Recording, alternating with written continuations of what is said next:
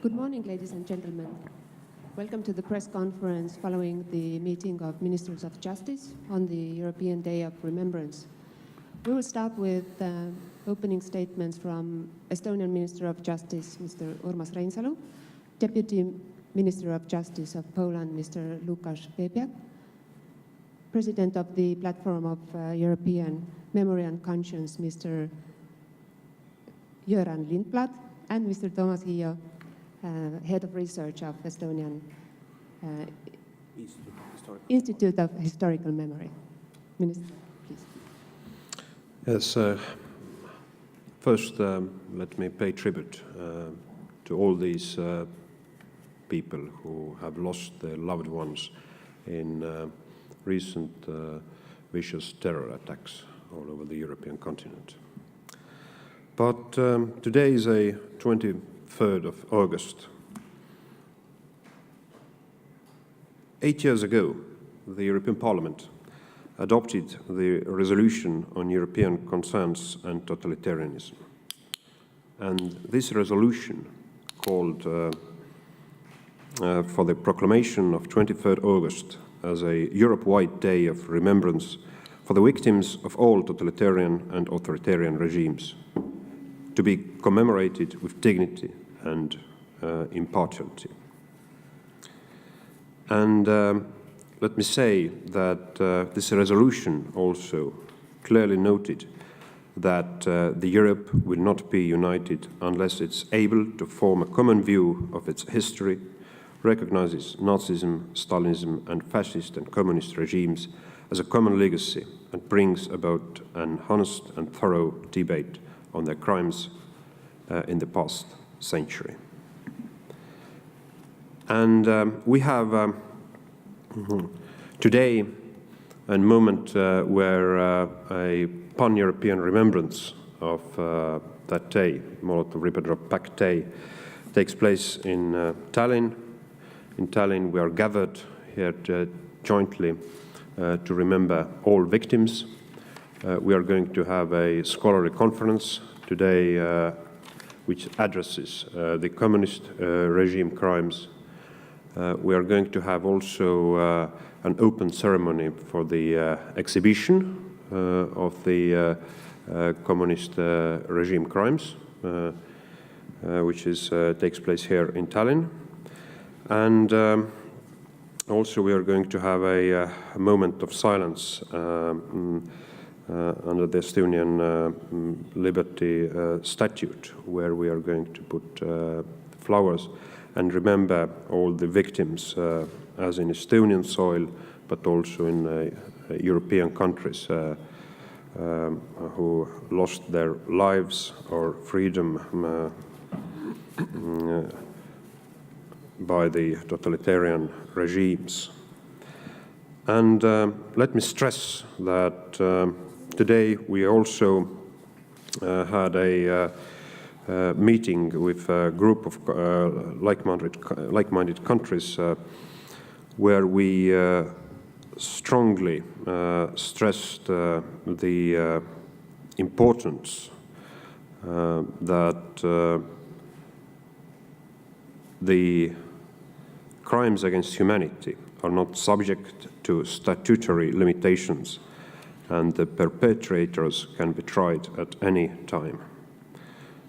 And the memory of the victims of the communist regimes demands the investigation and prosecution of the perpetrators of those crimes.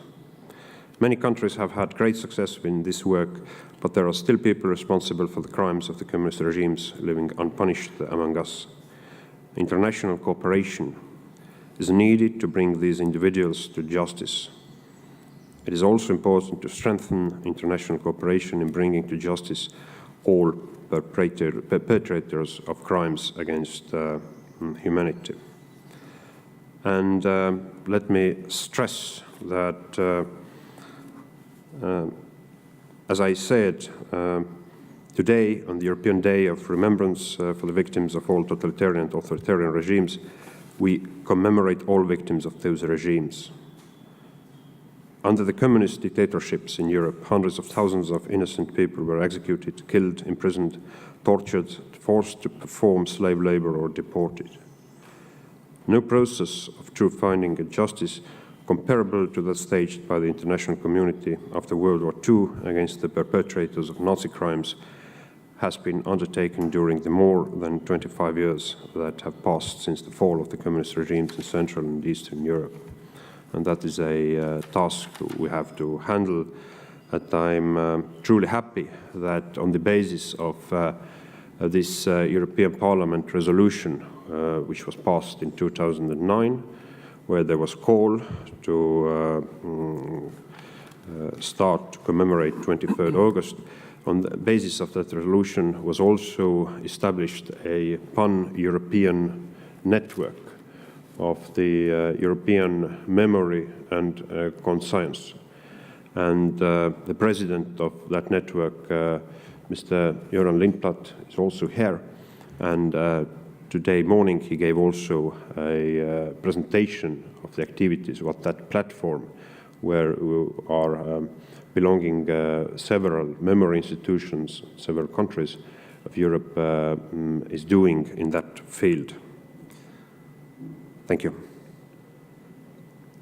Minister Piebiak, the floor is yours. Thank you. First of all, I would like to thank you, Estonian friends, for organizing this very important meeting and conference. Poland was very active in this combat against communist offenders, against those who committed communist crimes since the very beginning. There was a Warsaw Declaration which started this initiative after this what Mr. Minister said, and when Estonian Ministry of Justice asked us for support and cooperation in this field of creating some international cooperation in the field of combating communist offenders, we were happy to join this initiative, and we started close cooperation in this field. We have some successes in Poland. We have a very active national institution, Institute of National Remembrance, which is also prosecution institution.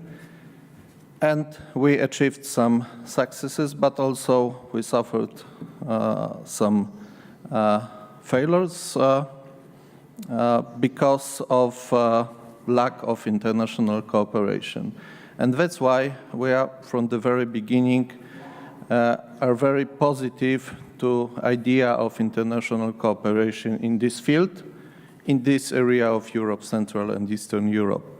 And Estonian initiative to create an institution which will help to tackle with this problem is very welcomed by Poland, and we support it very strongly, and we will work on this initiative, and we will support all the further steps to create very efficient institution and to punish those who are still alive and they commit communist crimes, and they are still free. It is of the utmost importance that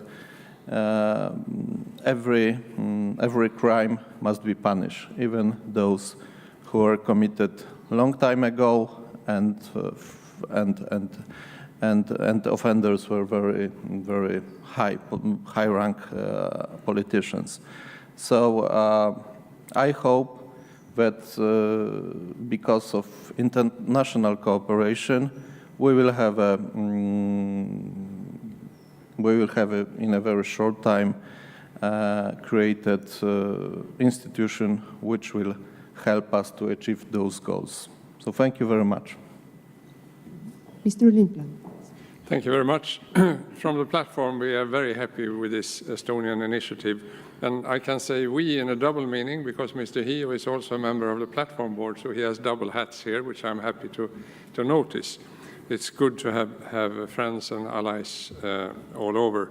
The platform was established in 2011 under the auspices of the Visegrad countries.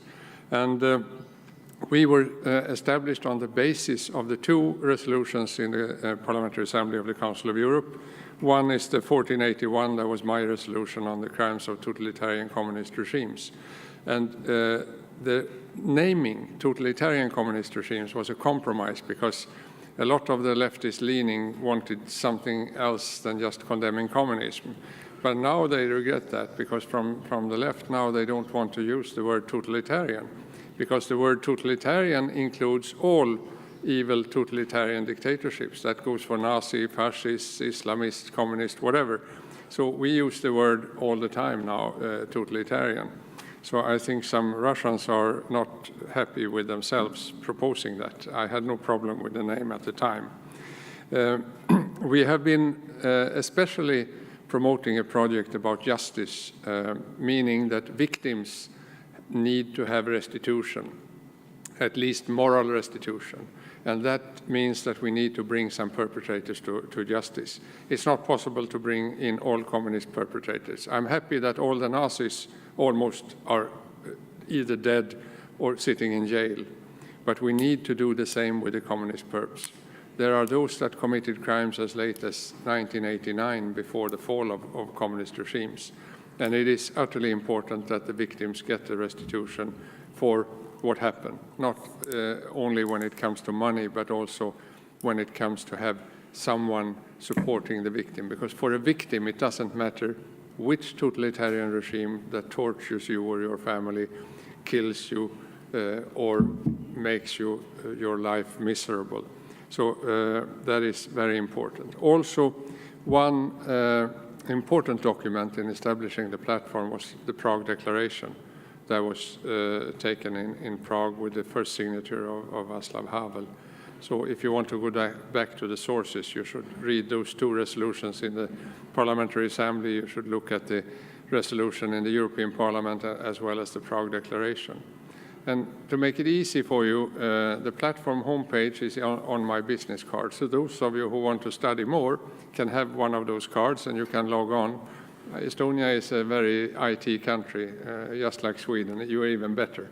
So therefore, I think it's a good idea you go in and study on your own. The Justice Project so far has produced about 60 cases that we have brought to the prosecutors in Poland at the IPN, our member organization. We have about 50 member organizations, NGO and governmental, a little mix. We have brought those cases to IPN so they can start investigating and maybe prosecuting killings at the Iron Curtain, where Polish citizens were killed trying to flee from Czechoslovakia to the west. We have other cases with German citizens also trying to flee to the west through Czechoslovakia. Why do we have it from Czechoslovakia? Because the archives are open and easy accessible there. We actually have evidence, a secret order from Strugal, then the interior minister of the Czechoslovakia, that Secret Service as well as border guards should go across the border into Germany and even Austria in order to catch those that try to flee. And it's undoubtedly so that killing someone who tries to escape a country line into another country, it's a crime against humanity. And it's an international crime and it can be punished forever. It will not go away. So there are several of these cases. There are 4,000 killings or even more at the Albanian border during the communist days. We have the Bulgarian Turks that were expelled to Turkey. Some were killed, some were put in prison. And that was in 1989. And a few years before that as well. So I could talk for an hour, but I won't do that, Minister Reinsalu. I'll stop here. Thank you.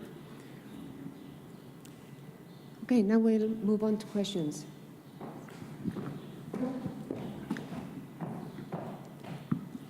Hi, my name is Anette Pareksep and I'm from Estonian Public Broadcasting.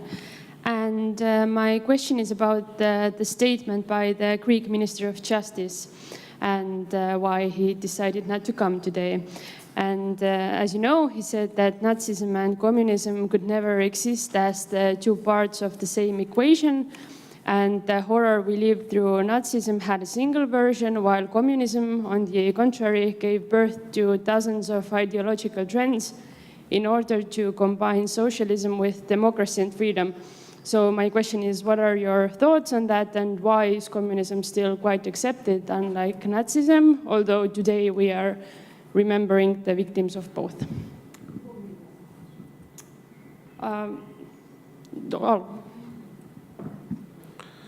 Well, let me first stress, as Dr. Lindblad said, that for the millions of victims, of unique human beings who lost their lives, the equalization is not an issue, but the justice is an issue. And justice is indivisible. We can't say that we are going to take a selective concept of human rights and also crimes against humanity. So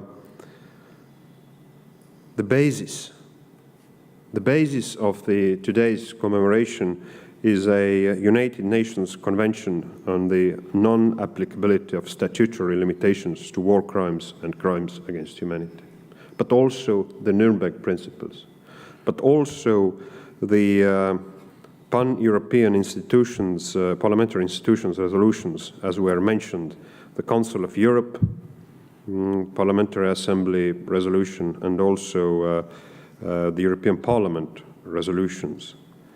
And so I would say that it is not a political issue. It is a value-based issue, but also a legal issue. And the concept of that issue is a human dignity, which is indivisible. Therefore, I'm sure I'm going to, in a written form, answer to my Greek colleague. But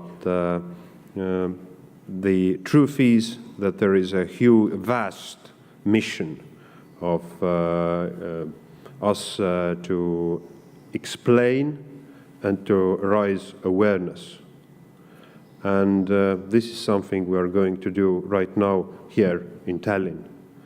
So paradoxically, this letter gives also a very clear kick-off why such kind of activities are vital, are needed, because of in sake of our future and in sake of the responsible we are having looking to the lists of millions and millions victims. Thank you.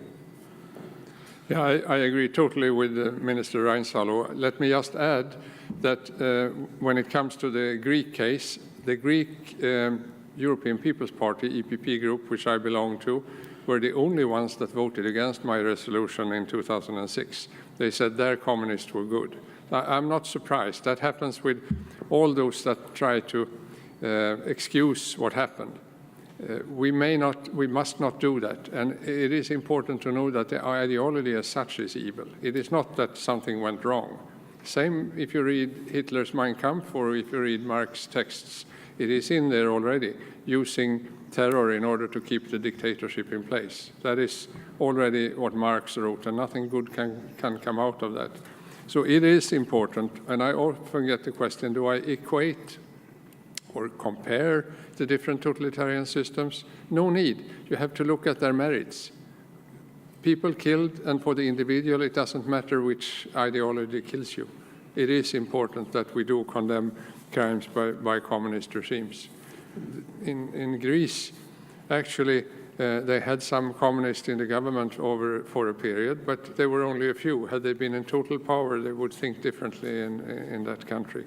So I hope you answer them firmly. Well, I can say only that I completely agree what was stated by the Minister and Mr. President. There's no need to differentiate crimes and for me it's quite obvious, maybe because of heritage of my country and experience of communism, but there's no discussion about it. Thank you. Do we have any more questions? Yes, hi, I'm Liis Ulas from Estonian Television News. It's kind of same question because you actually didn't answer this one. So in your opinion, question for two ministers, the Greek minister is just not another politician. What kind of message he's not taking part of this conference is sending, in your opinion?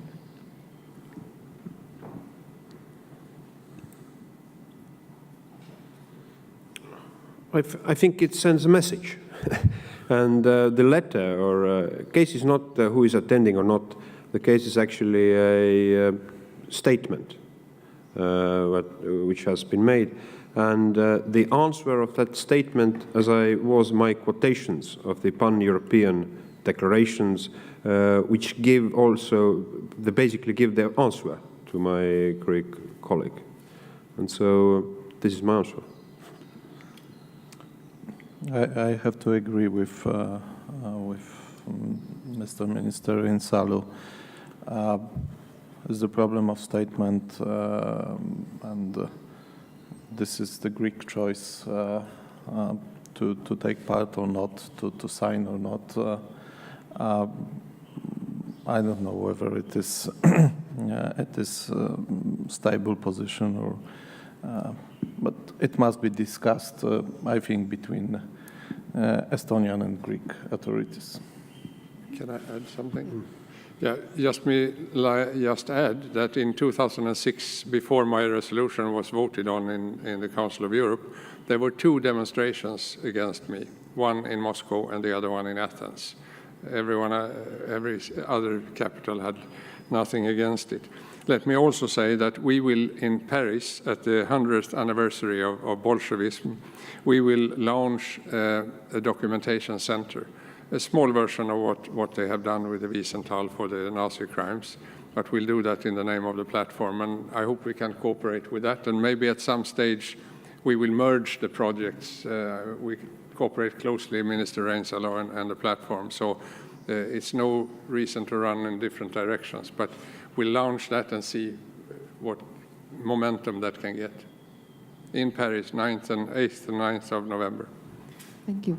We have time for one final quick question. Sorry. No? Then thank you. This concludes our press conference today. Thank you for coming.